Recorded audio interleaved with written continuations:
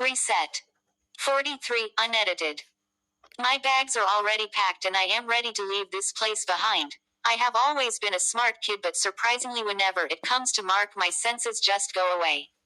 I am not sure if I have daddy issues. He is taking advantage of me, or maybe I am a child slut as his wife calls me, but I know what I want, and it is to start a life with him away from here. Away from the pain my mother has ever caused me. I wince when the fresh tattoo starts to itch. It is my first and I got it for him. I want him to know that I am not too little for him. I have cut my hair too in a fashionable way, and I have told myself to eat a little more so that I put on weight. In a few years I won't look too young for him and everyone will be admiring us. I look at the watch again. It's close to 2 hours and it is getting dark. I know Sue will be home any time now, and so I start panicking. I call Mark's phone for the millionth time and again it gets unanswered. I log into my Facebook account and stalk him, and the photos I find make my blood boil. He just posted a few minutes ago a photo of him and a girl about my age. They look like they are at a party. This is the reason you have stood me upright. I say, pacing up and about. I look closely at the photo and I can recognize the place, so without thinking twice I log into Sue's Uber account and wait for a driver to pick me. He shows up after 5 minutes and I give him directions to the place. As he drives I can see him looking through the rearview mirror, obviously wondering if I am old enough to even be on an Uber alone, but at this point I am willing to do anything just to see what Mark is up to. We get to the place and I see that the party is still ongoing. I am trying to think as hard as I can on what to do when the driver speaks. "We are here, young lady." I am not sure if my uncle is there and I am scared of going into a crowd alone. I say without thinking. He sighs in frustration. "What is your uncle's name and what does he look like?" I describe someone that looks like one of Sue's boyfriends and give him a fake name. He walks out of the car with the engine still running. I am not sure how sage this is or why he would do that, but then I know it's my chance, so I jump into the driver's seat and drive through the crowd until I locate Mark and the girl he has stood me up for.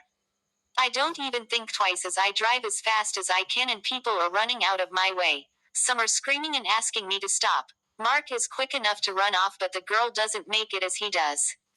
As the car stops against the wall hitting her, I see the splashes of blood and I hear the crushing of bones, and it's after the crowd comes rushing that I realize what I have done.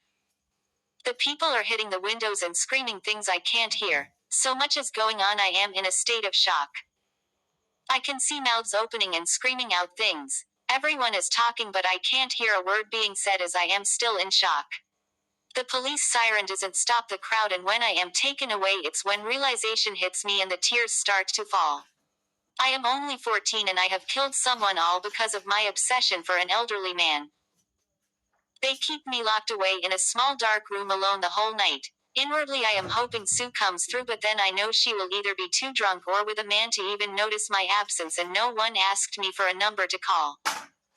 At the first rays of light I hear Sue's voice arguing outside the room. I cannot make out what they are saying, but I know they are all angry and no one is willing to back down. After a few more minutes of going back and forth, the door to the room opens and Sue and an angry-looking man walk in. "Let us go," she tells me, but I am still lost in my own world. I don't think I have heard her correctly. She looks at me with the same determination that she has always had. Her breathing is now calm and her character will probably scare a few people, but I am not one of them. "Did you hear what I said?" she asks, bringing me back to life. "I heard you," I say before rolling my eyes. Why is she even here? She makes me face her, roughly holding my face. "Girl, you will not disrespect me. I am giving you a chance to make something out of your life, so don't you dare give me that attitude." I swallow hard, not because I am shaken but because I am not sure I even want the second chance.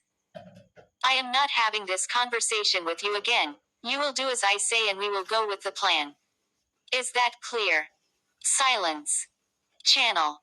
I look at her and nod my head. Good. The door opens and Judge Cuthbert stands up. Immediately we enter.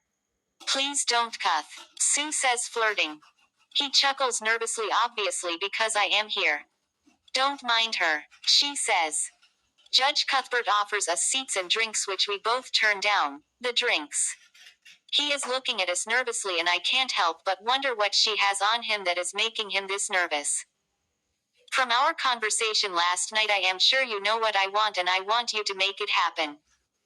He swallows hard. I can almost see the saliva go down his throat. Sue, this case is tricky. It's the people against Channel. She was drunk. She hit a child and the mob ganged her down. Everyone saw this. She moves her phone and shows him something. His eyes open really wide like they are about to pop out of their sockets. Go, he says, tears almost falling. I didn't hear you, she says, pride on her face. I said go, let me never see this girl again. He says, the tears finally falling. Hush now, Cuth. You know you have saved the both of us.